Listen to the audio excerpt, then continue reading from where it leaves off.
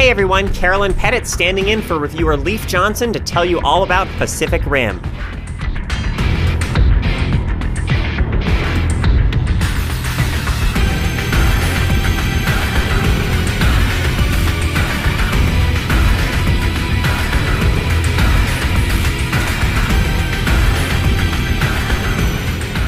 Movie tie-ins may not have a glowing reputation, but Pacific Rim seemed poised to succeed where so many others had failed.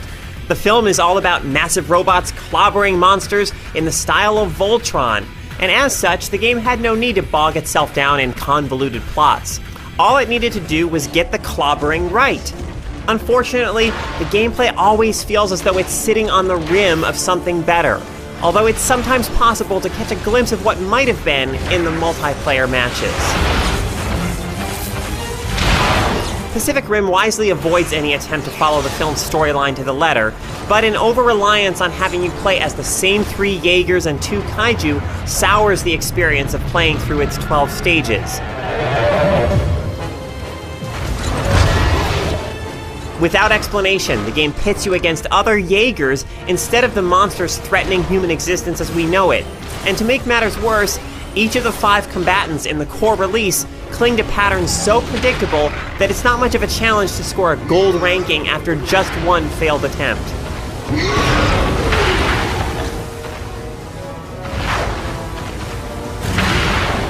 That's less true of the harder survival mode, but even mastering its additional challenges amounts to little more than making smarter blocks and throwing well-timed punches. That's partly because the combo-free combat is so simple, to the point that its tiresome monotony outweighs its accessibility. Jaeger or Kaiju, you're limited to blocks and strong and light attacks that do little more than swipe or stomp whatever's in front of you, which occasionally amounts to nothing thanks to Pacific Rim's poor collision detection.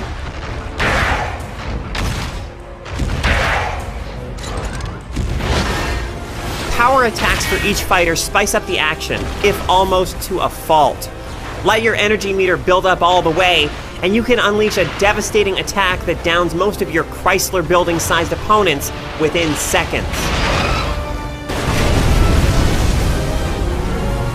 It's actually more fun to fight Jaegers than monsters, as there's at least an extra element of strategy in depleting the 2 health bars that represent the machine's 2 pilots. With the Kaiju, it's just a case of whittling down the 1 bar.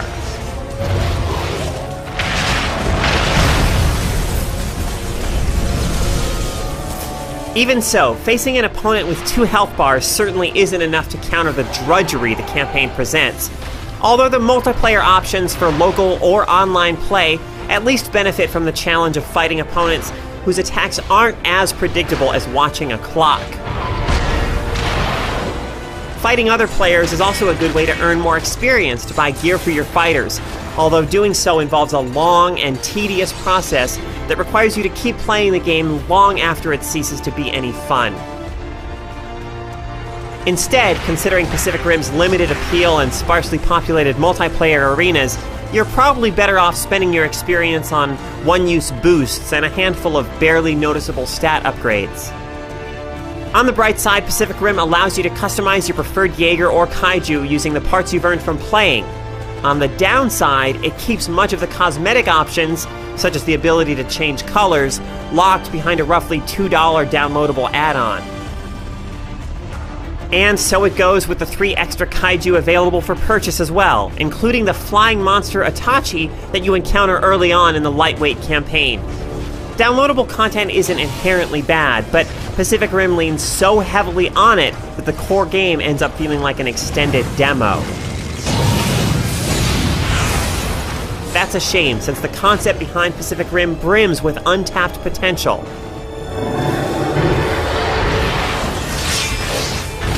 This could have been an exciting and enjoyable experience with the power to stand on its own, independent of the film.